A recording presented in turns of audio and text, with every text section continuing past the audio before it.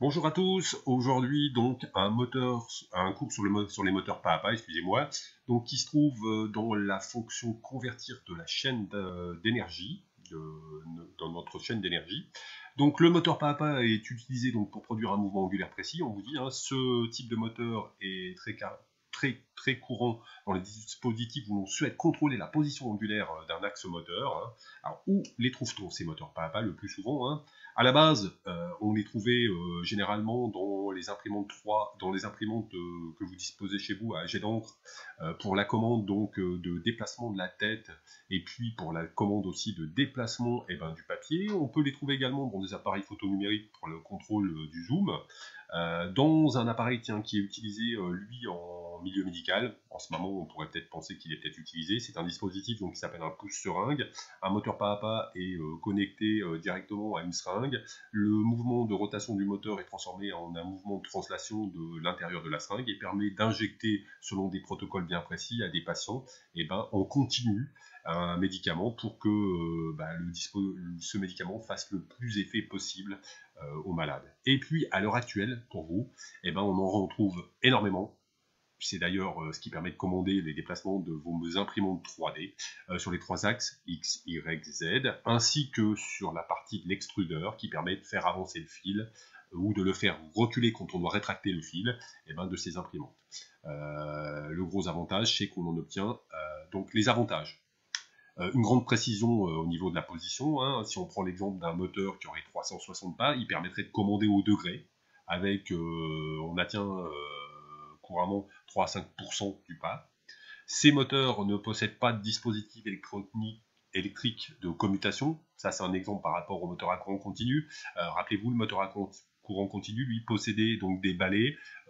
Donc, ce dispositif de commutation pouvait s'encrasser, et puis de gros problèmes au niveau de ce dispositif. Celui-ci utilise tout simplement le même principe que les moteurs à courant triphasé qu'on a vu, les moteurs triphasés synchrones et asynchrones, donc ils sont moins sujets aux pannes. On peut les faire tourner à des vitesses variables et très lentes. Donc l'avantage, c'est d'aller très lentement au niveau de ces vitesses. Par contre, les inconvénients, il y a besoin pour commander ces moteurs d'un dispositif électronique un peu plus important. Ces moteurs sont lents par rapport aux moteurs à courant continu et leur consommation électrique est importante car ils ont un mauvais rendement. Il existe donc, j'aurais dit, deux technologies là qui nous sont présentées, mais une troisième va nous être présentée pour comprendre la dernière, qui sont d'abord le moteur à aimant permanent, donc ça se trouve au rotor, hein. On va avoir un rotor dans lequel on aura placé un aimant permanent, les stators seront constitués, eux, de bobinage. Le moteur qui n'est pas présenté, mais je vais vous expliquer son fonctionnement, qui va être le moteur à reluctance variable. Cette fois-ci, toujours des bobinages au stator. Le rotor est lui constitué d'un matériau conducteur de ligne de champ. Et puis le moteur hybride qui est la mise en place de moteur à aimant permanent plus du moteur à reluctance variable, ce qui va permettre, si vous le voyez, hein, c'est d'obtenir une résolution en pas beaucoup plus importante, donc de l'ordre de 600 pas pour un moteur hybride par tour pour les plus performants, alors qu'un moteur à aimant permanent classique pourrait atteindre 100 pas par tour. Donc si on regarde le premier que je vous ai présenté, hein, qui est le moteur à aimant permanent, donc là on a donné un schéma simplifié de la chose, hein. Il y a un seul aimant rotor, donc le rotor est constitué d'un aimant avec un pôle nord, un pôle sud, 4 bobines en extérieur sur le stator qui vont permettre de créer donc des champs magnétiques et qui vont faire que ce moteur va lui donc venir aligner son aimant du rotor en face des pôles créés sur le stator du moteur. Ça, c'est le premier cas. Donc, un aimant au centre, des champs magnétiques créés par des bobines, et alignement donc de ces pôles du rotor sur ceux du stator. Deuxième cas, ce sont donc les moteurs dits à reluctance variable. Constitution du stator, excusez-moi, est identique. Donc là, il y a un peu plus de bobines sur ce moteur. Et puis, un rotor, lui, cette fois-ci constitué de ce qu'on appelle du fer doux, qui est un matériau qui est très conducteur donc des lignes de champ magnétiques. Et lorsque l'on va mettre en alimentation une des bobines ou plusieurs bobines du stator, va se créer un champ magnétique et le rotor va venir se mettre en face de ces pôles créés afin de faire circuler le maximum de champ magnétique. On voit bien que là, c'est la bobine 1 qui doit être alimentée, et puis le rotor, lui, est venu se positionner en face de ces petits tétons, là, afin qu'il y ait le plus de champ magnétique qui passe. S'il avait été décalé, comme ici, là, par exemple, par rapport à cette bobine, on voit bien qu'il n'y a pas le maximum de champ magnétique. Le dispositif est de telle sorte que le rotor va venir se mettre de telle sorte qu'il y ait le maximum de champ magnétique qui passe. Donc ça, c'est le moteur qui s'appelle à reluctance variable. Et puis ensuite, on va concaténer les deux. Concaténer, ça veut dire mettre les deux dispositifs ensemble, c'est-à-dire avoir un rotor avec, cette fois-ci, des petites encoches qui vont permettre d'obtenir le maximum de circulation de champ magnétique, et puis des pôles placés sur ces encoches.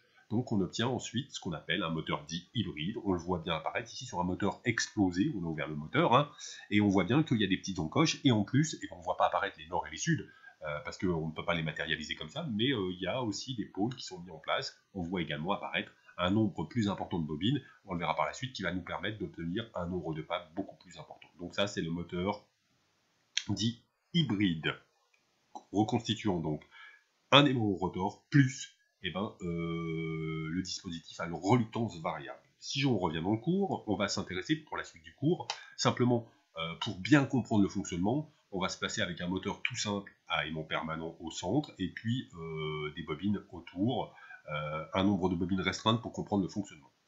Alors, on peut rencontrer différents types de moteurs, qui sont d'abord le moteur unipolaire. Ce moteur unipolaire est constitué, on voit de plusieurs bobines, 4 bobines, on pourrait identifier 4 bobines avec 6 fils de commande, on voit bien qu'il y a 6 fils, il y a bobine 1, bobine 2 avec un point central, bobine 3 et bobine 4 avec un point central. Alors comment on va faire? Ce dispositif, lui, il va tout simplement alimenter à tour de rôle les bobines, afin de créer au stator des nord et des sud, et que l'aimant qui se trouve au rotor vienne s'aligner sur ces nord et ces sud par attirance, et on va créer donc un dispositif qui est de cette sorte. On va alimenter d'abord une bobine, la bobine A+, la bobine B+, A-, B-, et le rotor va commencer à tourner dans un sens. Si on voulait faire tourner dans l'autre sens, il suffirait d'inverser la séquence, commencer par A+, B-, A-, B+.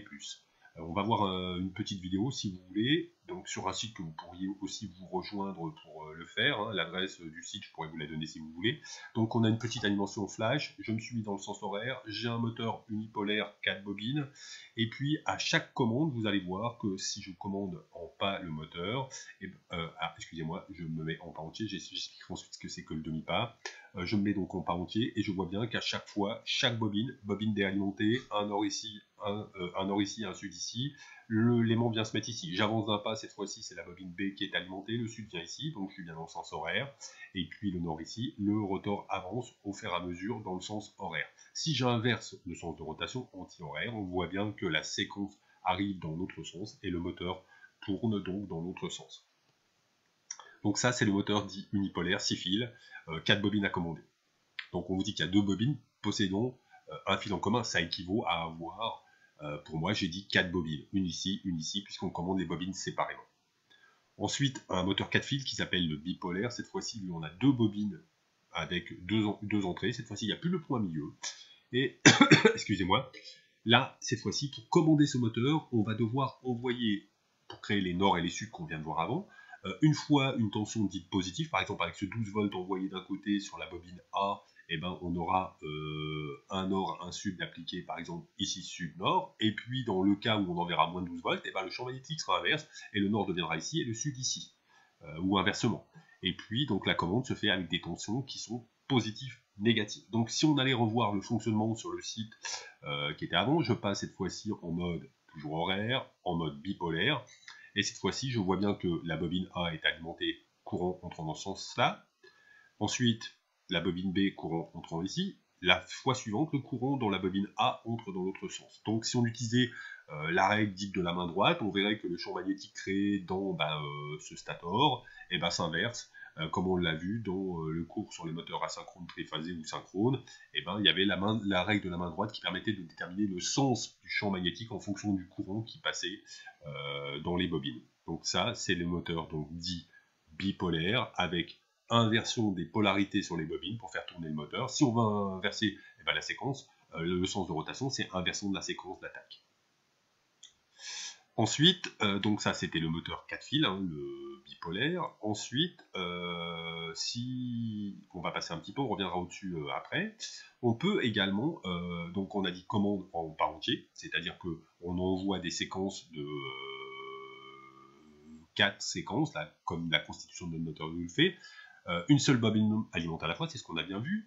La commande est facile. Le couple est, on va pouvoir dire, un peu plus faible que si on alimentait le moteur en couple plus fort. Alors le principe pour alimenter ce moteur, on va aller sur l'animation, hein, ça sera le plus simple, c'est de se dire je vais travailler en pas entier, mais à couple maximum. Alors ceci en se disant que pour créer un couple plus important, on va alimenter les deux bobines en même temps afin de créer un sud ici et un sud ici. Donc si vous vous rappelez la construction d'un champ magnétique, comme on l'avait vu dans l'animation des moteurs asynchrones, eh ben, c'était la somme des vecteurs créés de chaque champ magnétique. Donc ce champ magnétique créé précédemment plus celui-ci, bon, vous s'additionnez, et si on regardait bien, eh ben, on pourrait regarder, on pourrait voir que la grandeur de ce champ magnétique serait de racine de 2 fois plus grande que si on alimentait une seule bobine.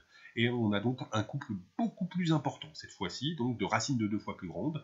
L'inconvénient, c'est qu'il faut alimenter les deux bobines à la fois. Et puis, bah, cette fois-ci, on alimente à chaque fois les deux bobines. On se positionne, le moteur se positionne entre les deux, hein, au champ, à la construction du champ résultant, puisque c'est des vecteurs. Et puis, on obtient un couple beaucoup plus important. Donc ça, c'est l'alimentation à couple plus important. Une commande qui est plus complexe, parce qu'il faut alimenter les deux bobines simultanément, mais un peu plus de couple. Et puis, un dernier mode, qui pourrait donc être la concaténation, et cette fois-ci des deux, c'est-à-dire j'alimente une bobine, puis après deux bobines. Par contre, le couple devient régulier, parce que vous remarquez bien que quand j'alimente une seule bobine, j'ai un couple plus faible, et si j'alimente les deux bobines, cette fois-ci, eh ben, je vais avoir un couple de racines de 2 fois plus grand que celui précédemment, quand j'alimente une seule bobine. Par contre, j'ai doublé le nombre de pas, c'est-à-dire que j'ai une résolution plus importante au niveau de, du positionnement de mon rotor. Donc, eh ben, l'exemple on est là, hein, c'est-à-dire que je vais me mettre en demi-pas, je mets le positionnement demi-pas, une seule bobine d'alimenter, deux bobines, une seule bobine, deux bobines, une seule bobine, faible couple, couple le plus important, faible couple, couple le plus important, etc. etc. Donc ça, c'est la commande en demi-pas. Donc revenons à ce qui n'a pas été évoqué au-dessus, détermination du nombre de pas pour un moteur.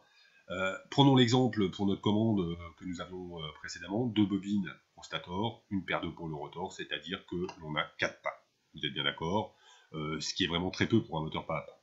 Pour augmenter le nombre de pas par tour, ce qu'on peut faire, c'est augmenter le nombre de paires de pôles au rotor. On comprend bien que si on commence à augmenter le nombre de paires de pôles, on va avoir le nombre de pas qui va augmenter. Et on peut également aussi penser à ajouter donc des bobines au stator, aussi pour augmenter donc, le nombre de paires de pas. Si on fait ces deux choses-là, on va avoir un moteur qui va avoir un nombre de pas beaucoup plus conséquent. Donc, le nombre de pas par tour est égal, donc on vous dit, au produit du nombre de bobines, produit du nombre de bobines par le nombre de paires de pôles dans le cas d'un moteur unipolaire et le double dans le cas d'un moteur bipolaire. Voilà. Donc, il suffit de prendre le nombre de bobines multiplié par le nombre de paires de pôles pour un moteur unipolaire, le double pour un moteur bipolaire, et puis on aura donc la rotation le nombre de pas sur un tour pour le moteur. Exemple, on vous donne un petit exemple, 8 bobines, 12 paires de pôles. Si on prend donc cette formule, on a bien un moteur unipolaire, il suffit de prendre le nombre de paires de pôles, 12 paires de pôles, nombre de bobines 8, 8 fois 12, on obtient donc 96 pas pour faire un tour. Donc ce moteur aurait 96 pas sur le tour. Simple de retrouver la résolution, on divise 360 par le nombre de pas et on connaît la résolution angulaire de notre moteur. Pour finir, les caractéristiques techniques d'un moteur pas à pas, ce qu'on peut y trouver et qui est intéressant pour nous dans la doc, la première, on vient d'en parler, c'est le nombre de pas partout, parce que c'est lui qui va nous permettre de faire le positionnement de nos dispositifs. La tension d'alimentation par phase, qui va nous permettre de savoir quelle est la tension qui va permettre d'alimenter ce moteur, son courant nominal par phase, courant consommé, la résistance de l'enroulement, comme pour le moteur à courant continu, chaque enroulement a une résistance, et cette résistance va nous permettre, par l'intermédiaire de ces 3 caractéristiques, de faire une commande le plus facilement possible. Donc il existe plein de dispositifs qui permettent la commande, l'interface facile entre Arduino et les moteurs pas à pas pour les commander facilement. Ensuite, une caractéristique qui est assez importante, qui est la caractéristique du couple en fonction de la fréquence maximale de commande des enroulements ou des bobines, donc du stator. On voit bien qu'on a une courbe qui nous dit que sur cet axe des ordonnées, on a le couple ici en millinewton-mètre, un faible couple, et puis sur l'axe des abscisses, on a la fréquence de commande d'une phase. Une phase étant une bobine de commande à chaque fois. Imaginons, on voudrait avoir par exemple ici de l'ordre, le dispositif qu'on commande a une résistance, enfin un couple résistant qui est de l'ordre de 100 000 Nm, et ben on voit que face à nous, et ben on ne pourrait commander qu'à 400 Hz, c'est-à-dire que la fréquence qu'on va pouvoir injecter sur le signal commandant les bobines est de 400 Hz. Donc avec cette valeur de fréquence, ça va nous permettre, nous, de déterminer la vitesse maximale de rotation que pourra atteindre notre moteur, pas à pas, dans la commande. Alors, à savoir aussi, c'est que si on envoyait une trop grande fréquence à ce moteur, eh ben, il va sauter des pas et on ne le verrait pas. C'est-à-dire qu'on aurait l'impression que notre dispositif, on lui envoyait la commande, mais lui en face ne va pas réagir, puisque il va pas avoir le temps de réagir et le nombre de pas qu'il va faire ne sera pas ce qu'on attendait nous. Il n'y a pas de dispositif de contrôle qui dit eh ben, j'ai bien fait mon pas. Donc on pourra avoir un petit patinage. Ça ressemblerait à du patinage, c'est-à-dire le moteur avance d'un pas et puis saute quelques pas et n'aura pas donc le positionnement réel de l'attendu. Donc voilà, j'ai expliqué un peu les fonctionnements de ce moteur pas à pas, j'espère que ça peut vous servir. Je vous mets en ligne le cours qui va avec au format PDF, et puis je vous prépare très rapidement, je pense dans la journée, des exercices liés à ces moteurs pas à pas, des bouts de sujet de bac qui auraient traité des moteurs pas à pas, et je vous demande de me renvoyer donc un petit DM autour de ces moteurs pas à pas. Je vous remercie de votre écoute et à très bientôt.